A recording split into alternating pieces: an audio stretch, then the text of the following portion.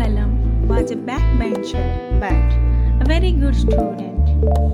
He was curious to learn more about how things happened. When he was 10 years old, one of his teachers, Siva Subramanya Iyer, took the students to seashore and asked them to observe the birds in flight.